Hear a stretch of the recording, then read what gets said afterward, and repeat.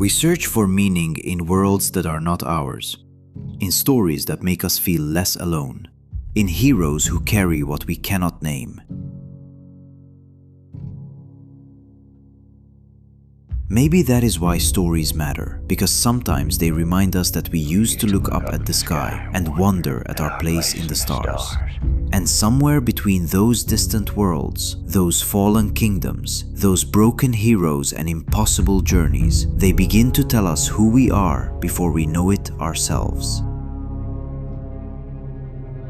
For years, I lived through stories. I watched kingdoms rise and fall. I watched heroes lose everything. I watched them break and still move forward. I did not just watch them, I shaped them, cut by cut, scene by scene, feeling by feeling. And no matter what anybody tells you, words and ideas can change the world. Maybe that is why I stayed in these stories for so long, because they were never just entertainment. They were mirrors, they were warnings, they were dreams that felt real while we were in them. And sometimes they felt more real than the world outside. But somewhere along the way, I realized that stories can guide you, stories can save you, stories can shape you, but they cannot live your life for you. There is, after all, a difference between knowing the path and walking the path. And for the longest time, I was standing at the edge of all these worlds, admiring them, studying them, editing them, breathing them in, while my own life waited quietly in the distance.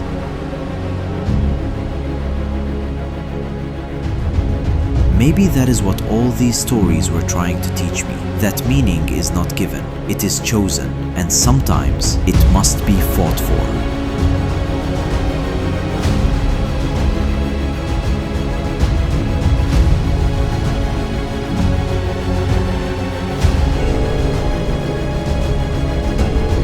To live is to choose is to risk is to step into the arena, because some things in life you do not understand from the outside. You have to enter them, you have to fight for them, you have to stake something real on them.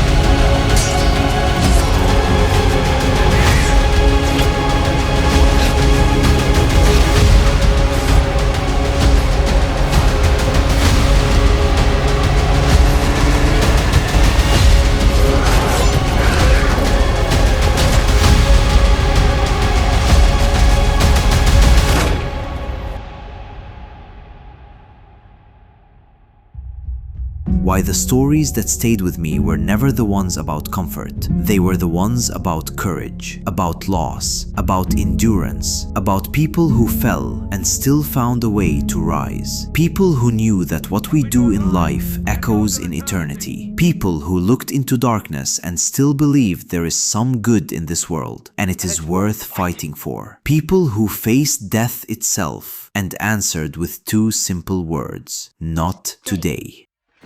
That was the lesson hidden underneath all of it. Not just how to dream, but how to endure. Not just how to admire strength, but how to find it. Not just how to watch others step forward, but how to do it yourself. Because admiration is not enough forever. Inspiration is not enough forever. There comes a moment when the worlds you loved stop being a place to hide inside and start becoming the force that leads you back to your own. And maybe that was the point all along. Maybe the purpose of stories was never to let us remain inside them forever.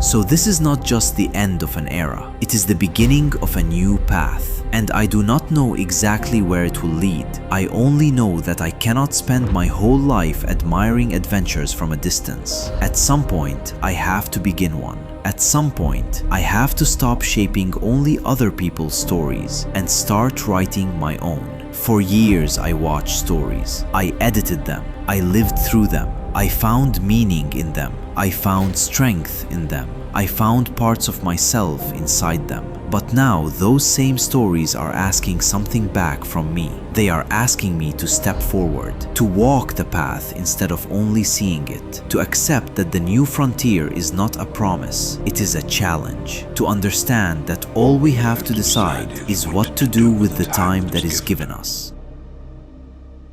So this is my last edit of this era, not because these stories mean less to me now, but because they meant enough to change me, enough to push me forward, enough to make me believe that my life too must become something lived, something risked, something fought for. Because in the end, we are all stories. And if that is true, then it is time for me to begin my own.